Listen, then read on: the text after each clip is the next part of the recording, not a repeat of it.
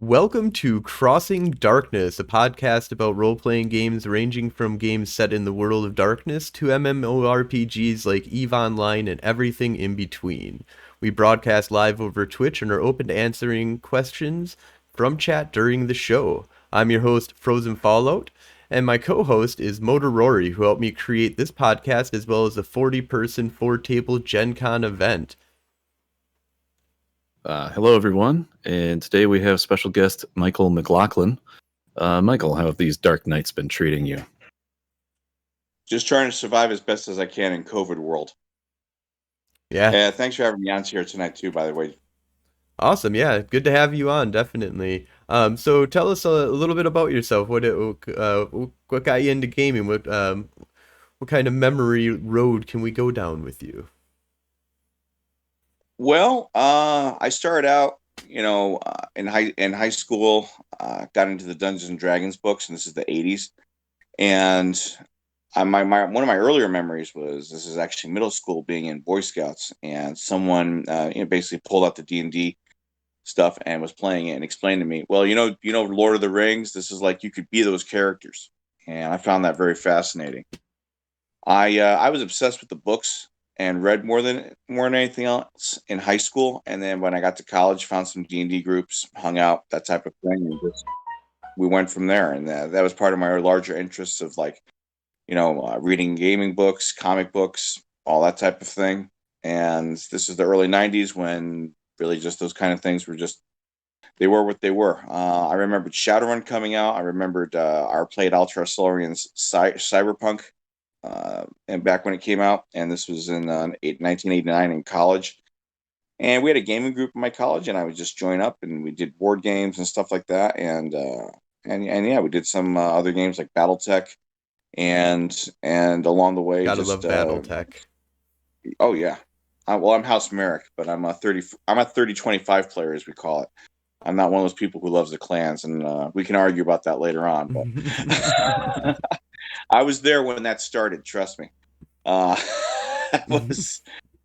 Yeah. So, anyways, but yeah, House Merrick, Free Worlds League for life. So, and yeah, just the gaming was, it was just a thing that you'd hang out, you made some friends, have some gaming sessions, do your thing, and like I said, it was just something we did in college, and I had fun, and that was definitely about the same time in the early '90s that Vampire the Masquerade came out, and like a steam train, like a freight train, just like rolled over the entire landscape and changed everything for everybody. So Absolutely, it was yeah. definitely something.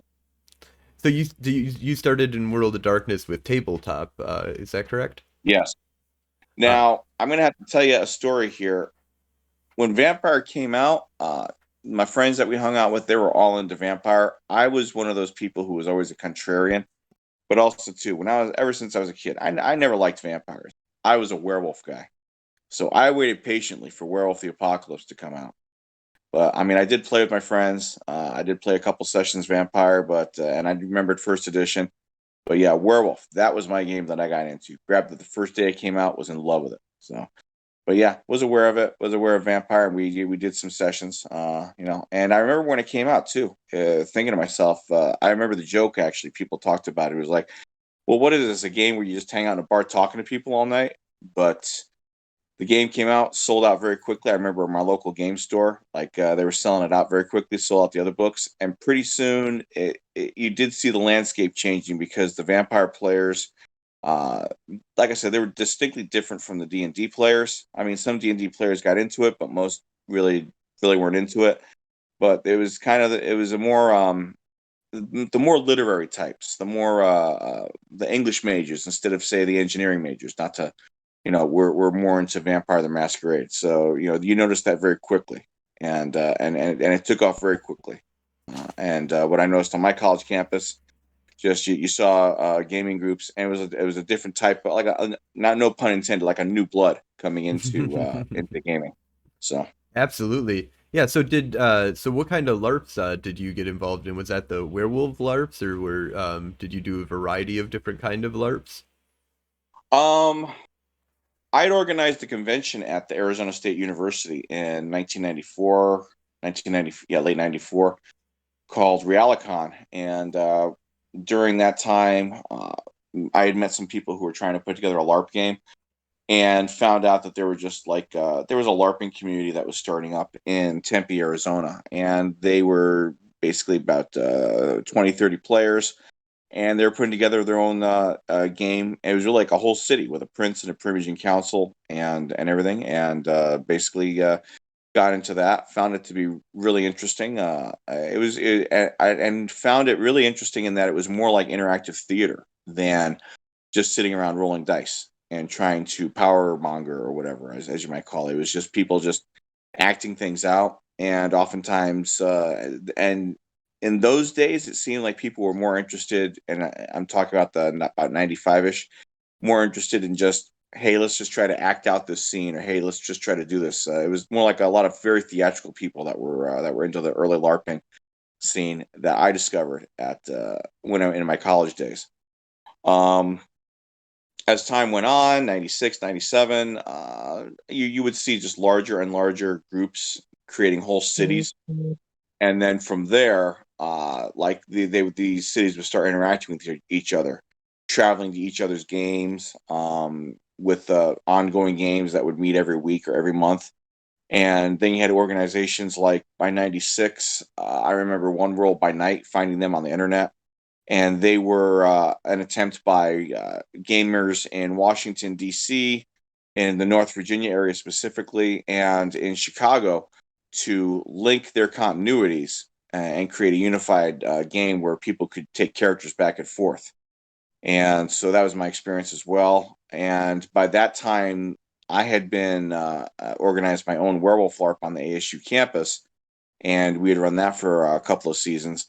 And basically, I joined up with One World by Night, and from there, just basically, I'd participated in a few of their events, and just kind of watched the growth of that, and the growth of these organized networks of LARPing. One World by Night, and then by '99, I also saw the Camaria Fan Club was really expanding, going from it had started out as a literary organization, where we might call it like people fanficking their characters, but then by like 99ish, I got in contact with them and noticed, and they were now taking the LARP rules and organizing their own LARP games based on what they would call chapters and domain. A chapter being a minimum of 5 to 10 player people interact with each other, domains being multiple chapters, regions, all the way up to a national level role play. So that was my experience in the LARPing, was that you had the One World by Night and the Camaria Fan Club, which were kind of like the two competing organizations for a while there.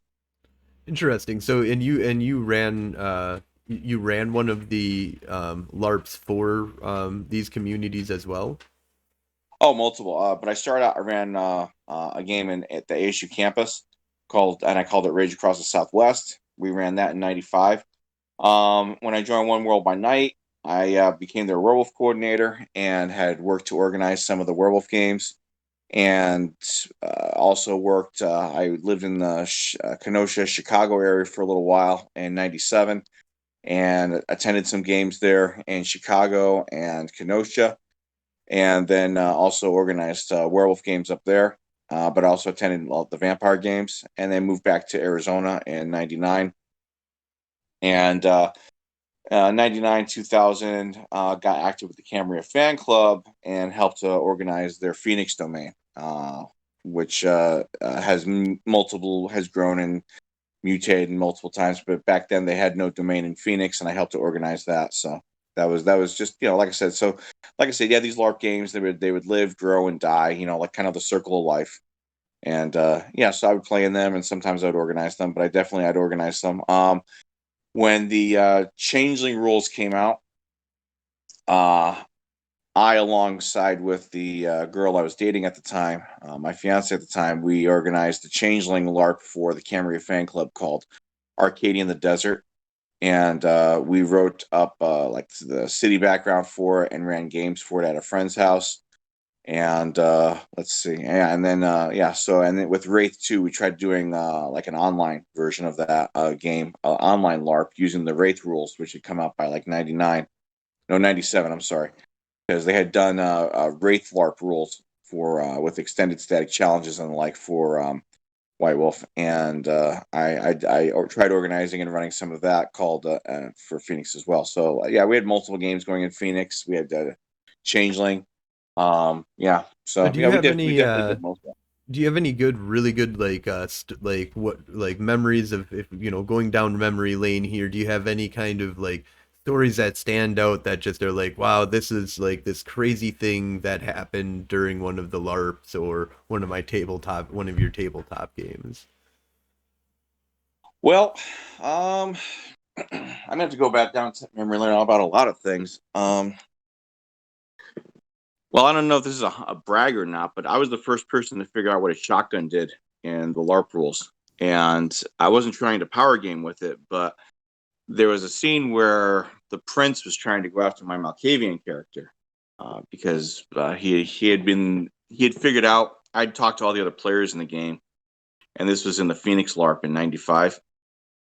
And long story short, I'd figured out how to use the influence rules where we could all pool influences and start buying things for each other and start, helping each other out in the game.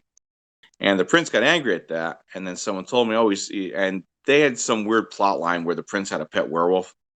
And someone warned me, he's like, he's sending his pet werewolf in the Bruja to kill you. And since I just told the storyteller ahead of time, hey, I'm just getting a shotgun with Dragon's Breath rounds, and I'm just gonna like hang out by trying to get into my limo. And all the Bruja and the Prince's Pet Werewolf, there's like 10 players all surrounded me trying to come up at me, and I just rock paper scissored. And because it's aggravated damage from a shotgun at less than 5 feet, which is 2 levels of damage, and back then in those LARP rules, four levels of damage and you're in torpor. I was just like bump, dropping all the Bruja. At one point, the storyteller was like, I'm going to have to declare he gets away or else the entire Bruja clan is going to die tonight. So the Prince player was not happy about that. That is crazy. How long did you play in that game? Not much longer after that. I imagine so. You murdered half the players. Well, no, I torped the Bruja, and then the werewolf ran away. But yeah, they were rather upset that they couldn't. But like I said, I mean, it's only because I had empowered a large number of other players by explaining to them, hey, look, there's these things in the game called influence, and you can do these things. You can buy buildings, you can buy a business, you can do more than just get a gun, which it seemed like 90% of the player base wanted to do, without understanding the larger, way the game was played. So that's the one story I remember. And then. Well, and then this is from a Werewolf LARP, but I remembered one night, just took up a couple players, and we actually did what I called an umbral trip around the Arizona State University campus. We explored what the campus looked like. I explained it to them, and their characters were very interested in discovering that there was a spiritual side to things, what the engineering building looked like, what the trees looked like, that kind of thing. So they had lots of fun with that. Oh, and then another story from Kenosha Werewolf LARP when I ran it was.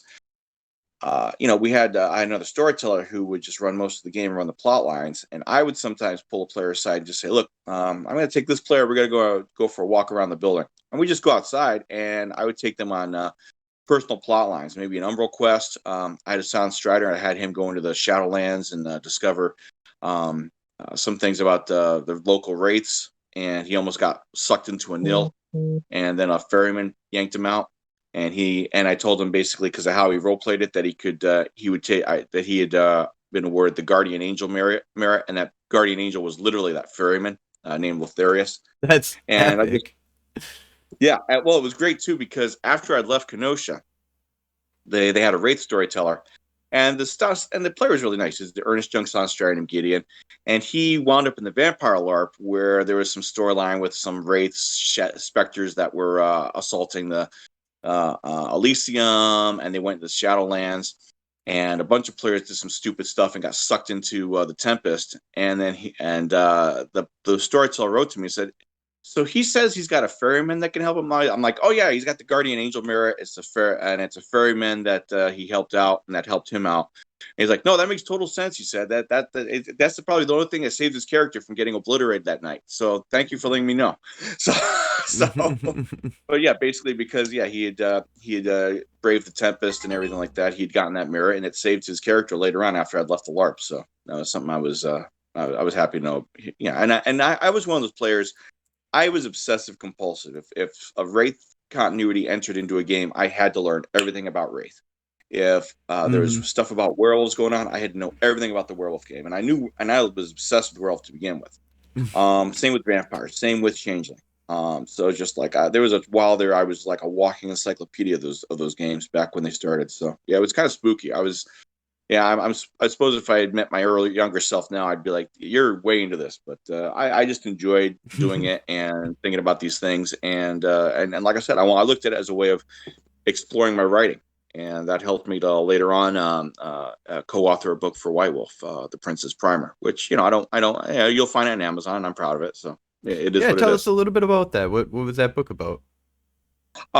Basically, I'd been in contact with them. I've been sending them some book proposals for different things, and I'd gotten in contact with Jennifer Hartshorn, and she just said, "Look, I had the author of this project at the last minute, and I'm looking for a proposal for the Princess Primer." And I'd sent her some ideas, and they needed to throw something together quickly. And Alan Tower was the other author, and he lived in Atlanta. And I said, "Here's the idea. Just to put this book together, let's write it as if it were a cache of papers that someone finds upon taking over a city after a violent takeover, and it's letters, pamphlets, it's recorded conversations, and it's all sorts of things like that." And that's what we did. And I just sat down. I wrote some stream of consciousness things. I did an actual in-character interview with someone from a LARP, and that became a manifesto on taking over a city. And we just threw together different things, throwing together ideas, and just some different ideas of just what type of things the kindred would almost as in the pre-internet era consider this like a Reddit page of people ambitious kindred is throwing together ideas of, well, if I was taking over a city, what would I do? Well, what would you do about this? What would you do about that?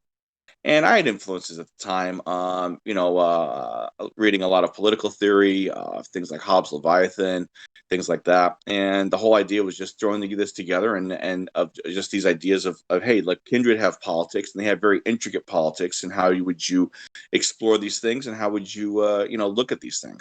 So I wrote it off, and it got published, came and went. Like I said, it was my little itty bitty claim to fame. But my thing was, like, I thought about these things. This was my way of expressing that, and I am thankful for the opportunity that they gave me. If you could kind of sum up, what do you think one of the best ways to kind of sum up some of the like good highlight pointers or tips and tricks that you kind of do in that book? Well, among other things, as I wrote down, what I called were just basically I went over different ways of understanding influence and using it. How to that you need to. I wrote the manifesto on taking over a city was as if a Bruja anarch was trying to become prince, and it's written from his idealistic point of view. I wrote something called the 1995 St. Louis Conclave, which was basically this idea of that the kindred had gotten together and were looking over, what the relations between themselves and the rest of the world of darkness was. I even put a little Easter egg in there, flat out stating that, per the rules of the 1995 St. Louis Conclave, a Tremere chantry is domain accountable only to the Tremere clan, and even a prince cannot hold authority there. Meaning that if a Tremere brings his apprentice into a conclave and into a chantry and embraces it, even the prince can't nullify that under the right of creation. So that was just a little Easter egg I threw in there. And of course, people are like, "Oh my God, is that valid?" I'm like, "I don't know, is it? It's your game." so, That's interesting. Awesome. so if you ever want to run a game and someone's Tremere is like, "Well, I'm going to sire my apprentice right here in the chantry," it's like, "No, the prince says you can't." It's like, well, it's one of those little Easter eggs you can throw in there. Like I said, there's lots of stuff like that floating around there of just like, and I like to think that Kindred Society is just like the Order of Hermes is in Mage, or Ars Magica, just like it's built on lots of laws and precedent and legal understandings, and just thick books filled with all sorts of understandings and all sorts of legalese, and that is an aspect of the game that I think people don't really play up enough, and it's too bad, because that is, I think, a much cooler aspect of the game than just let's go send 20 Bruja to attack this guy. So Yeah, it no, is what it is. I always found the political aspect of the World of Darkness, and especially Vampire the Masquerade, to be just awe-inspiring. Like when I started my really the work on my huge 40-person tabletop game that we ran for 3 years at Gen Con, I had started like building the ideas, and one of the base foundations that I had for it was running a vampire game at Gen Con, where I just wanted to be like, okay, I'm gonna get everybody is going to be playing tabletop. I'm gonna get like I got 6 people together, one for each one of the clans, and then the Tremere was got killed during the very beginning of the game. And the beginning of the game is the characters coming together as the other as the other Primogen and trying to figure out why did this person die, and then also discovering that a bunch of other supernatural creatures, like leaders of other supernatural creatures, have also died as well, or prominent members, and that there was this big tie-in of like, each one of the characters kind of knew some NPC that they could get a hold of to get some information about stuff, and everybody was trying to use it to, politically move themselves into positions, because then, it was all about, okay, there's Justicars that are coming to the city, there's this crazy supernatural like evil that's trying to like take over, destroy the world, like it was just this one shot kind of game that I did, and it blew my mind, because I'd never really, I played a lot of and ran a lot of vampire games, but we played up to this kind of point, we'd played a lot more of a D&D style kind of Vampire the Masquerade kind of games. And when I got to see just 6 people sitting at a table, throwing notes at each other, pulling each other aside, scheming, backstabbing, trying to murder the Justicar that's coming into the city to cover up shit that they've been doing, like it was just a phenomenal game, and I just had a lot of fun with it. And it just blew my mind. That's outstanding. How political like this game could be.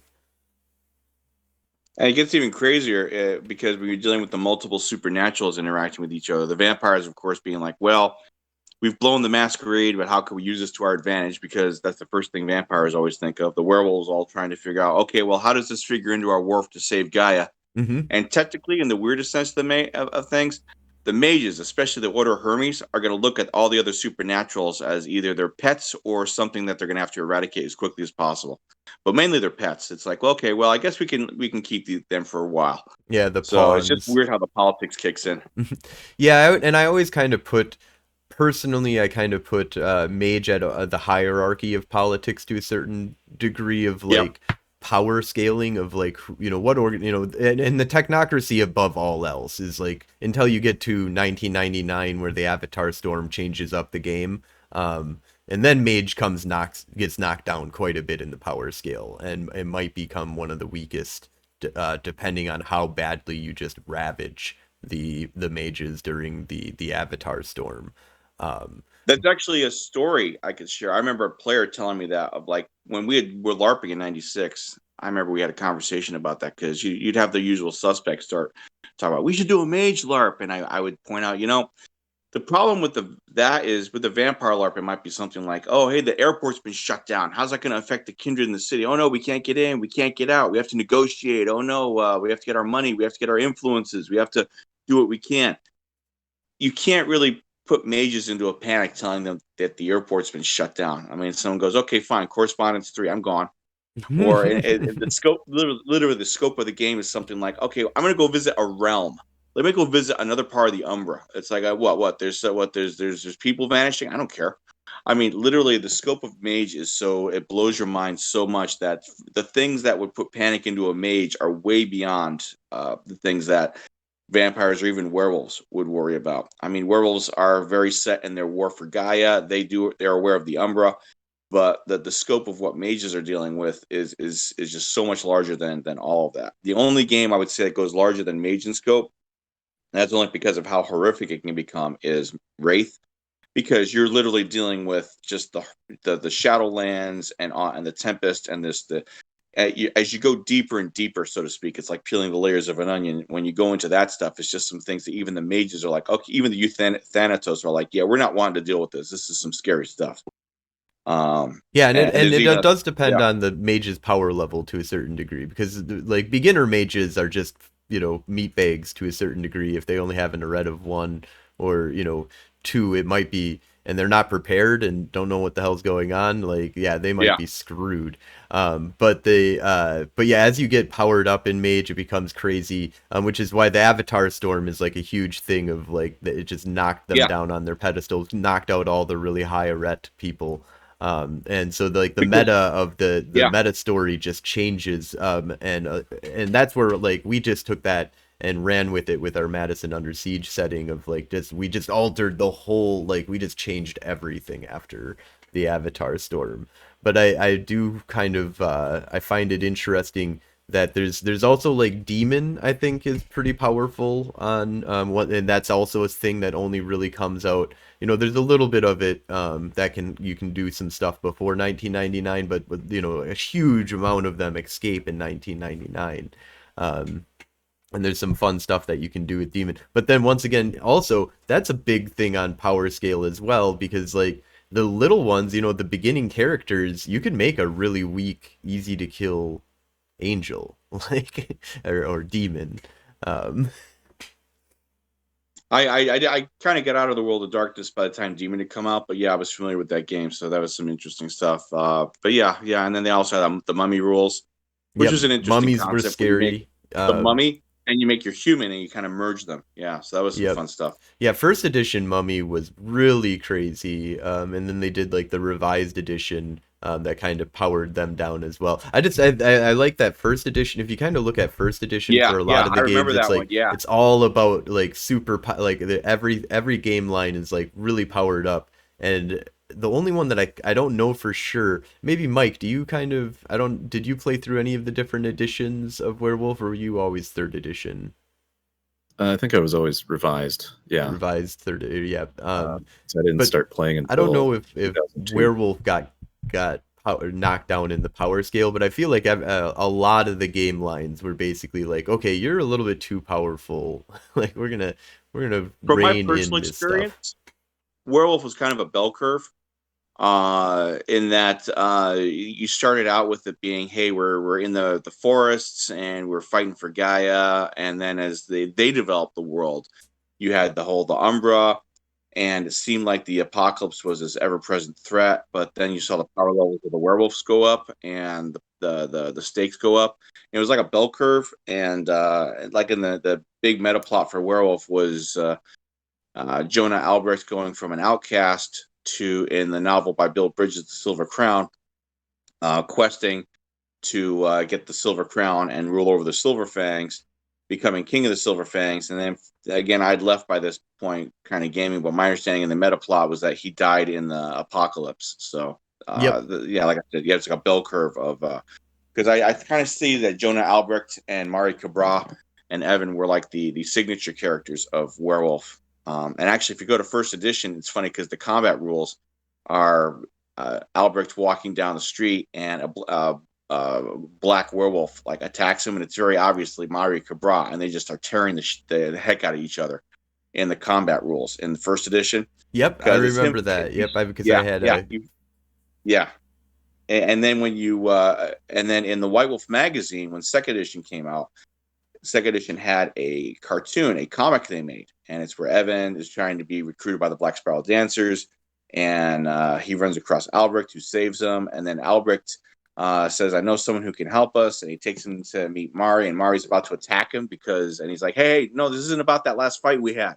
So it even references that scene of them fighting. And you still want to know, it's like, what the heck was she so angry at him for, that she jumped up at him, that she just jumped on him and attacked him in that first edition in the combat section. So one of those things we'll always wonder about. I guess she just was angry, just some ongoing feud or whatever. But yeah, and then they had the Silver Crown. So it was interesting though, seeing that. And it was funny because in that way, you got attached to these characters and their story, and you really wanted to follow them and see what went on with them. And then Mage had its characters. I remember when Mage came out. I love Porthos. Dante is awesome. Yeah. And it was so neat too, just seeing him on that tarot card of that first edition of Mage, and it's just him and it's done up as the Mage in the tarot card with the modern versions of the tools from the Mage from the tarot card, because the four suits from the tarot card, which is the cups, the pentacles, the wands, and the fourth one. But those were and those were the modern equivalents, which was like and the coin. I'm sorry, and the modern equivalent, which is the modern equivalent of the coin, is the credit card. And the modern equivalent of the cup was the can of soda. The modern equivalent of the pentacle was, and then you had the modern equivalent of, and you had a pistol for the model equivalent of the sword. So cups, swords, pentacles, and coins became, credit cards, keys, pistol, and credit cards, keys, pistol, and cup of soda. If you look back at that Mage first edition, so. That is awesome. This is kind of neat how they like wink at the conventions or at those occult symbolisms. And yeah, so you had Dante. Now I remember when they had first edition come out. I don't mean to geek out again. I've actually still got it somewhere here. No, I've got this flyer that when it first came out, and it actually talked about just basically like, you know, the pure ones are gone, and you hold a bit of them inside you. The idea was that your avatar was actually a tiny fragment of the pure ones, who are the almost like the Mage antediluvians. Mm-hmm. So who had spun reality to their vision and then were shattered, and they would be scattered amongst the humans as that spark of magic, that spark of ability, and then just went into just how there is now the three factions and the traditions. So you had the technocracy, the marauders, and the Nefandi, and how the traditions were just trying to hold on to what was magic against the face of these three factions trying to remake the world in their image. So it was, and then first edition was an interesting kind of, it was written by Stuart Week. It was kind of like an interesting postmodernist take on these occult things. And then Phil Brucato stepped in and he did a great idea with second edition of just really fleshing out the world. And that was, like I said, that was, I think second edition was just a classic too. And I loved second edition. The scope of Mage. Yeah. And like you said, with Mage Revised, just like, you know, just even the playing field, and took just, you know, this society that had evolved off of Earth of just all the masters and the oracles and the like with their horizon realms, and just cutting it off and saying, okay, back to square one. You're you and literally the other player characters are probably the only other mages in the city, and you got to figure out everything from scratch again. Yep. And sometimes that's a refreshing way to play, and that was a cool way for them to do in the meta plot, especially since it was I do have to say I really like the concept if you want to go that way. You know, you don't have to use the like Mage 20 makes a very, you know, good strong point of like, you don't have to do the Avatar Storm if you don't want to wipe out all of like, but the concept is that Mage first and second edition was all about all these traditions and all these like history, this war that was going on between these technocracy and the mages and everything, and you know, just building up the lore. Yep. And then, but when they wiped out everything, they didn't wipe out everything. You know, they changed everything. They made it harder. It made it like you could maybe have less mages in the city, or you could have it be, you know, that nobody, like you said, you don't even know that you're a mage or what a mage really is. You kind of maybe have some, you have like, my father was a Order of Hermes, and he's gone missing since the Avatar Storm. And I didn't get to learn crap about what really the Order of Hermes is, but I got all these books, and I'm awakened. So I guess I'm the Order of Hermes. Exactly. And the Avatar Storm too. I mean, it's just part of their being part of a larger world of darkness, because that was when the Wraith game had come to an end, and that's how they decided to go out with a bang, was having Charon return. And basically, part of his return, I forget exactly what it was, but he had fought some horrific monster that was attempting to destroy Stygia, and then Charon transcended, and then that caused the fifth great maelstrom, which is what they were in. That's what was going on in the Wraith universe, which was transfers over to the Avatar Storms in the Umbra, which were messing with the mages. So yeah, that was why the Avatar Storm was. Yeah, they linked all those stories together. I really liked how they did that, where there was like Mage was that mages were dropping spirit nukes on the vampires that were fighting, and of course Vampire was all about that. It was an awakening of the Ravenous antediluvian. You know, Kindred East even got in there to go that they sent people to go fight as well. Mages, you know, were creating a storm that would allow the vampires to fight. fight it out because they wanted the Quasian to fight the Antediluvian, and hopefully those three would be able to kick the shit out of this Antediluvian. And they tied this all together, and then they dropped the bomb on Enoch is another one, and then the spirit nukes. Yeah. Like all of that, and then the Charon thing. It for some reason I don't know why I don't remember about the return of Charon in. That was End of Empire, and it was the final raid supplement. But Yes, the End of Empire. And that's an interesting thing. So I only perused a little bit of the End of Empire, and that is the end of Wraith, because Wraith technically ends. They ended the game line. Yeah, and then they just it wasn't really a big seller because, and you have to understand, like I said, it's kind of a depressing game to begin with. It's like you start out dead, and you have this. And if you think the technocracy is a bummer, I mean, the hierarchy is just this Roman fascist over government, and if you mouth off or whatever, they turn you into a coin. I mean, literally, that's what it was. I mean, just straight up. Like we're gonna send you to the forges and have you forged into something, and I'm not saying it was a bad game. It's just its own unique way of looking at things, and it's I mean, and so long story short, go ahead, So I guess Terry is pointing out that it was Golrul who fought Charon in the Weeping Bay during the fifth Maelstrom. That was when he disappeared. But I think that was like the 40s or 60s or something like that. 1945. 1945, and then the sixth great in Maelstrom. The sixth great Maelstrom is in the End of Empires. Charon just kind of goes poof after repelling the invasion of the Yellow Springs. Yep. Which was the Chinese or the Asian empire, Wraith Empire, and like I said, Charon transcended, which was the Wraith version of Ascension, the Wraith version of Golconda, which was the idea that you transcend and you leave the Shadowlands and go to the wherever, which is not really covered in their game. I would imagine it's basically you ascend into the High Umbra and become some kind of spirit form. Maybe in Mage terms, you reunify with Prime. Yep. However you want to define it, one of those things they would say. So and that's why I'm saying the scope of Wraith is I love horrific Wraith stuff. I've always been drawn to Wraith, but it's been hard to find a group that would want to play Wraith. I love incorporating Wraith into all of my worlds, and then especially when a necromancer comes in and it's like, okay, I'm just going to find the true name of something and summon it, and I'm like, okay, first of all, you got to find the true name. That's not just looking up their driver's license. It's gonna be possibly, it's for some people maybe it is, but I mean, if it's somebody important, that might not be their true name anymore, or it might not have been their true name at all. Hey, you're talking to a guy whose favorite vampire clan is the Giovanni. So, messing with Wraith, I always like to add in that messing with Wraith is you're actually messing with Wraith society when you're doing that. So you have to be careful of not just doing whatever, just summoning and enslaving everything that I come. Are you kidding me? Do you know who you just enslaved? Like, can you enslave them? Are you sure?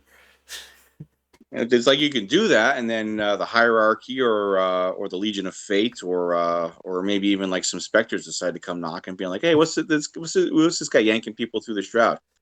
So or when the shadow takes over and maybe doesn't play by your rules as much. Exactly.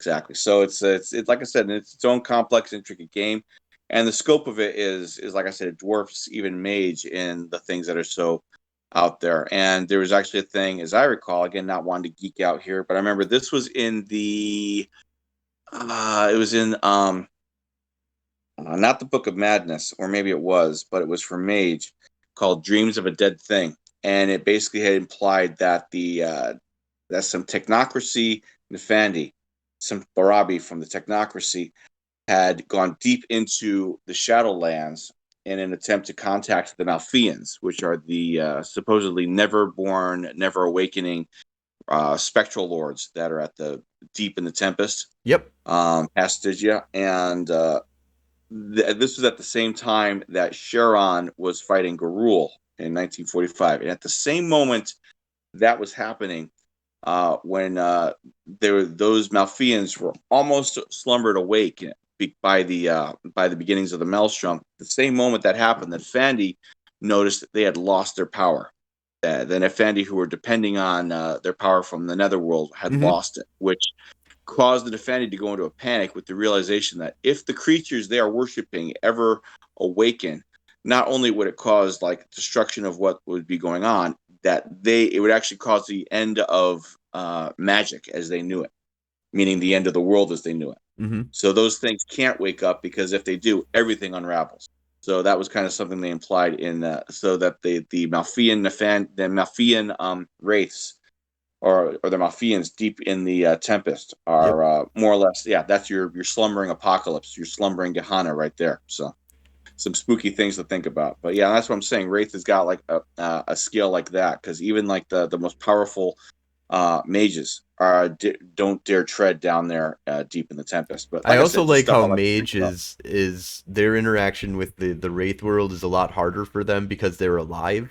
Oh yeah. So to get, I mean, like from my understanding, it's usually not just like, oh, I'm just gonna pop over to the Umbra or to the Dark Umbra, you know, to the Shadowlands or anything like that. Like you got to really be kind of dead, you know, like in order to get into the Tempest. Like that's just that unless something special is happening. You're a big juicy meal to the Spectres. They're going to want to drain you dry if you step down there. So yeah. So any players who are like, oh, I'm moving down to Stygian and just like throw my weight around, I was like, I wouldn't. So this is cool being able to talk to people that are understanding of this stuff. Yeah. So yeah. Any other questions y'all want to go over or anything else? Like I said, I'm enjoying chatting about this. So actually, I was wondering about something because I didn't know that you had been in the Kenosha area in the late 90s. Sir. I'm actually from Racine. I lived in Racine. Oh, okay. So one of the reasons I got into going to conventions was because Gen Con was so close. Were you involved in Gen Con in the late 90s, early 2000s? I went to Gen Con 97. Yeah, loved it. I met Phil Brucato up there. I hung out with him for a little bit with my fiance. We were chatting away, just talking about Mage, stuff like that. Yeah. It was actually funny because they were running a One World by Night LARP nearby, and the guys from Montreal by Night came by. These are the guys who'd written it, and they were drunk as heck, and they just like came by and were chatting with me, and we were just talking about Mage stuff, talking about just like stuff in general. And it was funny because the One World by Night was running a vampire LARP. They were kind of running an illegal LARP. They were just running in the gantry or in the galley of just their characters all hanging around. And after we talked to Phil Brucato, him and the guys from Montreal by Night, they kind of were like, oh, look, the LARPers, and they decided to go troll them. So they were walking by, and they were all like I said, the guys from Montreal by Night were like hopelessly drunk, and they all just like did the Krynos form of just putting their hands above their head as they walked around as they'd surrounded what they didn't realize was the Prince of Chicago, and just everybody was like.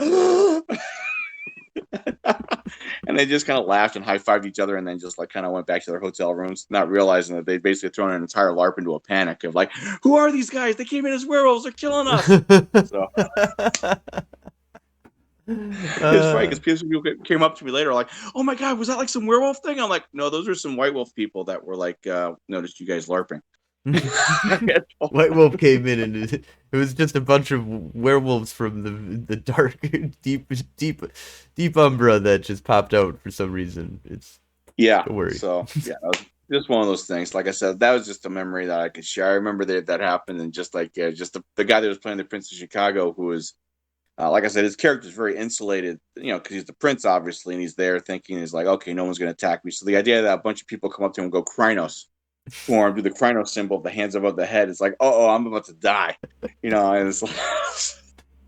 I just love that it's White Wolf that did it to them too. They were trolling LARPers. Yeah, it was hilarious. So it's funny to watch. So I know, that makes sense to me. If I was one of the authors of White Wolf books, I would troll LARPers too. You know what? I actually remember Jess Heining. I don't know if you remember him from White Wolf, but I had asked him about his opinion of the things he saw them talking about on the One World by Night list servers, people, and like you said, just talking about the weird politics. I'm not even talking the in-character politics. I'm talking the out-of-character politics and the complaints and what it's not fair that I can't kill the Justicar and blah blah blah. He was like, it makes me want to vomit. So I remember him telling me that. Yeah, this is when we were testing out the Werewolf Wild West LARP rules. He'd sent us a copy, and we played it out in Phoenix because they were doing Werewolf Wild West had come out, and this is 99. He sent me a copy of the LARP rules, and we tested it, and gave him our notes. So yeah. So it's out there somewhere. I think it's like just LARP rules for Werewolf the Wild West, unique gifts, all that kind of stuff. So but yeah, I like I said, trolling LARPers. It was definitely a thing in the 90s. So you live up in? Are you living in Wisconsin right now, or? Yeah, we're both in Madison actually. Oh, you're in Matt. Okay, yeah. You've been talking about your Madison event, and it's funny too. In the World of Darkness, Madison was, at least I remember in the '90s, for whatever reason, like an anarch council ran Madison. Yep. In the early source books. So sounds right. Yep, we kind of tried to use a little bit of that as well in our setting. We have it ran by anarchs. After a certain point, we had like some craziness that kind of happened at the beginning of the history. We have this all on our website. We've got a whole like detailed out history of our setting and what kind of happened from the beginning of Madison's creation to the year 2007 when we run our one shots that we're going to be doing at conventions. Well, I'm a big believer too. It's like you don't have to be a slave to the continuity. If White Wolf says this, but if like your development and the way you've played it out have made things go in a completely different direction, it's like by all means do what works best for your game. Oh yeah, absolutely. Create your setting. White Wolf is a guide for you to create a world, and they have a guiding meta plot. But it would be ridiculous for anybody to expect somebody who bought the game, in 1992 or 93 when it came out.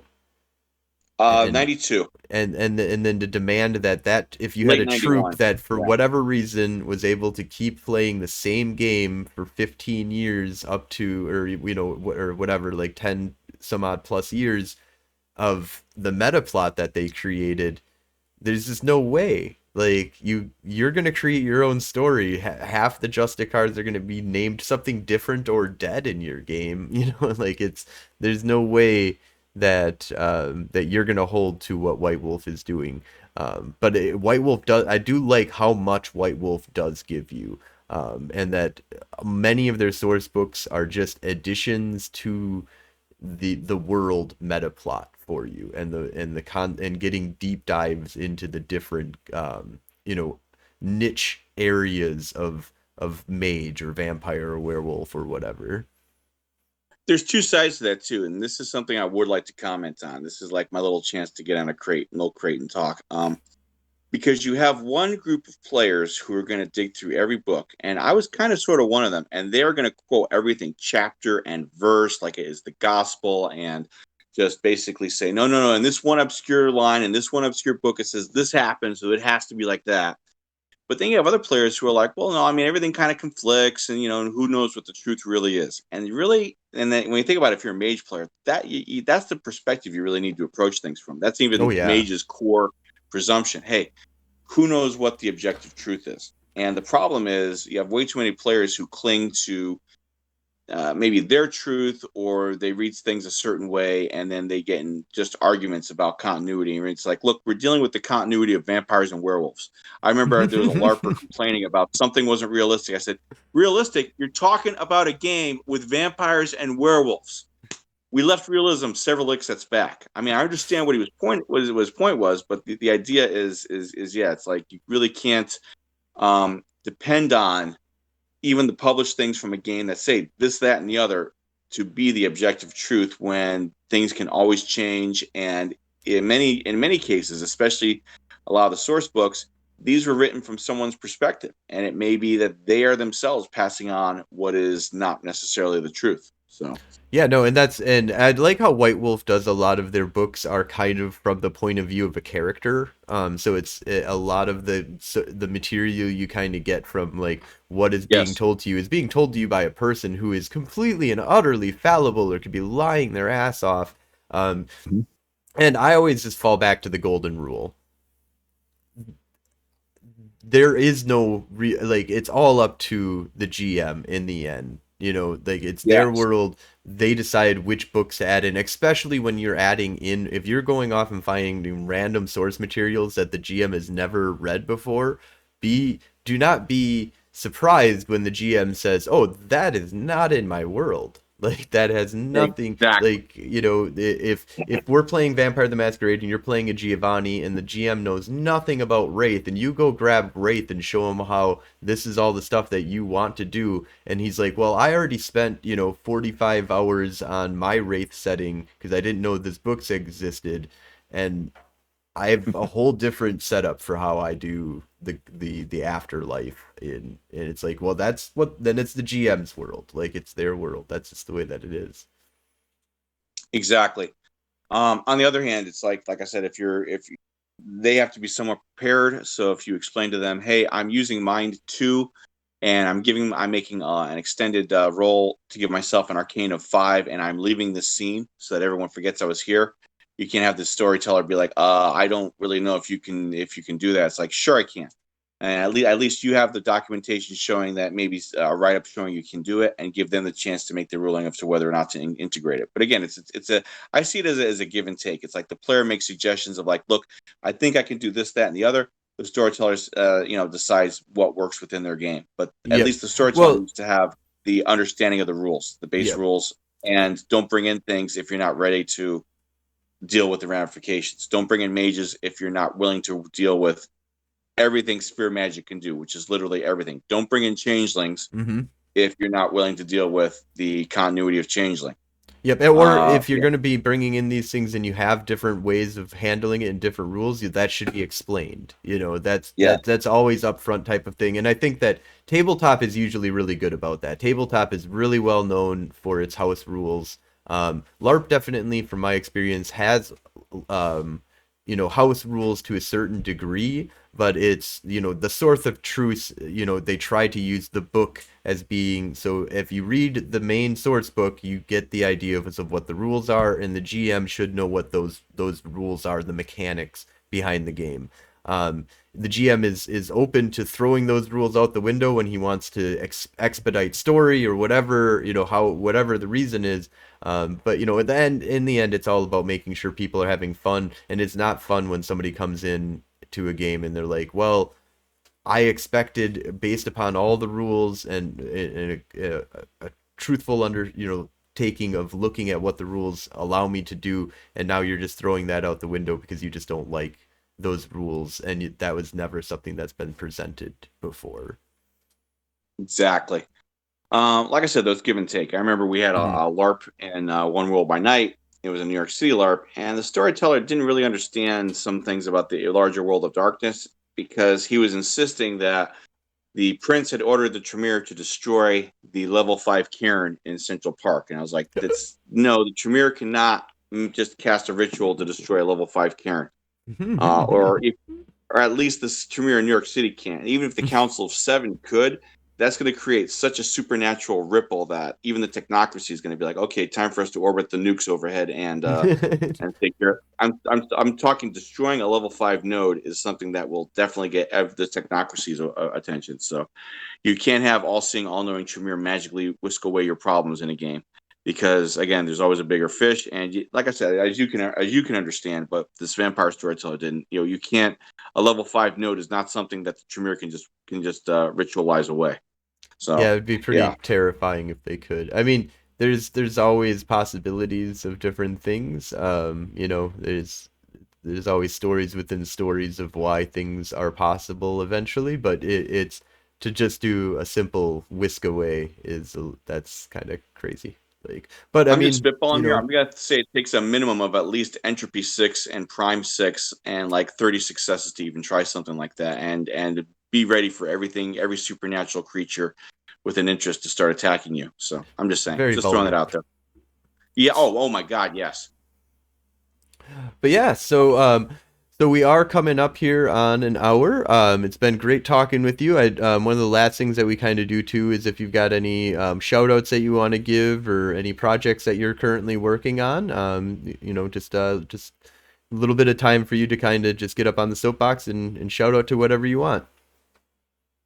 Nothing other than just to say that, I think gaming, I want to really say that I'm looking forward to us getting back to conventions in 2021. And I really am supporting everyone. There was a comic book convention coming up in 2 weeks here where I live, which is Fargo, North Dakota. And I'm looking forward to going to it. And I'm talking a real face-to-face convention. And we're coming out of COVID. It's been a really rough year, I think, for everybody. And I think we've all made it. And I want to thank you all for having me. And like I said, it was fun sharing my memories. Maybe sometime I can come back again, but more importantly, it was great just chatting away with people because I remember these things when they started and just a lot of interesting stuff. And I'm so glad that people are still getting a lot out of the World of Darkness. It was definitely a big thing in the 90s, and it definitely changed the landscape of gaming overnight, it seemed. So it was definitely something that was important to a lot of us, and we, those of us who were there at the time, we loved it, and it's definitely a part of my life that I'll always cherish and I'll always remember fondly. So, and I'm glad that you all are in it and enjoying it too, and I'm looking forward as well to see what Onyx Path does in the future and with the future LARP publications that come out, and I'm looking forward to see everything that we see in the future, and I'm not taking it for granted. I'm enjoying what they're doing and enjoying the contributions that people are continuing to make. So I want to thank everybody for that. And I'll see people at conventions. And I hope we all are able to get out there this year. Awesome. Well, thank you so much for coming on to the show here, Michael. And just want to give a couple other shout outs here for the different kind of podcasts that exist out there. Twin Cities by Night has awesome actual plays. Go check them out. We'll have links for all of this in our show notes, as well as on our brand new website that we have. So go definitely check out Twin Cities by Night for some cool actual plays. Midnight Express podcast has some really good stuff. There's Utility Muffin Labs that has really good, just an array of different kind of podcasts that he's done over the years. 25 years of Vampire the Masquerade, the 2D10 podcast that he's doing right now that kind of just goes over a lot of different World of Darkness stuff. Great interviews that he has on there.